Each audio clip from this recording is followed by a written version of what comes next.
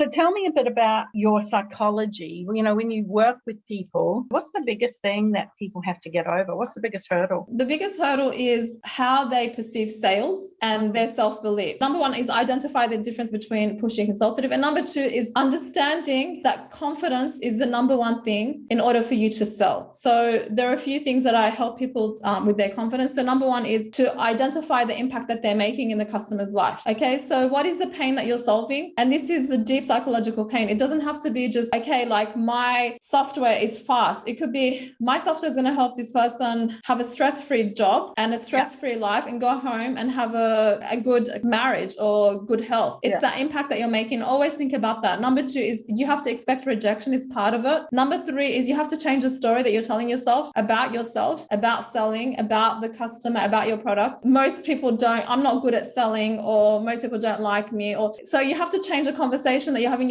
with yourself every day, from the minute you wake up to the minute you go to sleep, and not just about selling, about everything, because how you are in your own personal life. So if you're the type of person that believes that you're not good enough to even be in a relationship, or you're not good enough to ask for a favor, you're not going to be able to sell, because at the end of the day, you don't think you're worthy of people's time and favors. So that's number three. Number four is the physiology. So as we know, changing the way you sit, the way you breathe, the way you move your body, because that affects your mental state. And number five is developing a level of mastery, which is being good at what you do and also making sure that the product and service that you're selling is up. So if you're a coach, continue doing courses, continue working on yourself, because you are the product. And take care of your health, eat healthy, because at the end of the day, if you're sick, you're not going to be able to show up with focus for your customer. So you are the product, and you have to develop a level of mastery with yourself, being so good, being healthy, being focused, and at the same time with educating yourself continuously and getting that experience so you can actually have that self-belief. Because I've always had self-belief, but it didn't really heighten or go to the maximum until I had customers coming back to me saying, thank you so much. I now have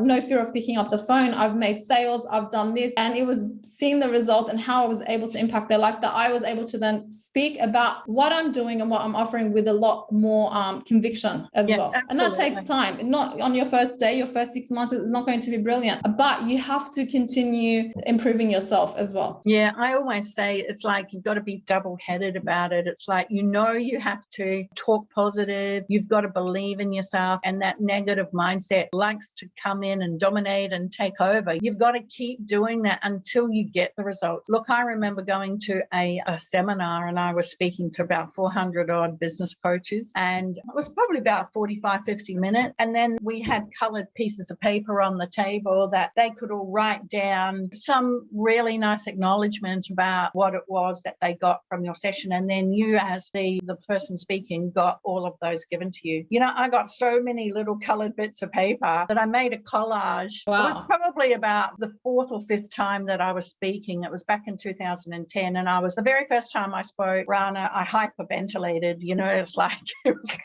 it was terrible. I was a shy accountant sitting behind like a computer, not talking to anyone, because everyone came to me. But then when I shifted my focus to growth coaching and coaching these businesses, then I knew I had to get out of myself, right? So I literally had to change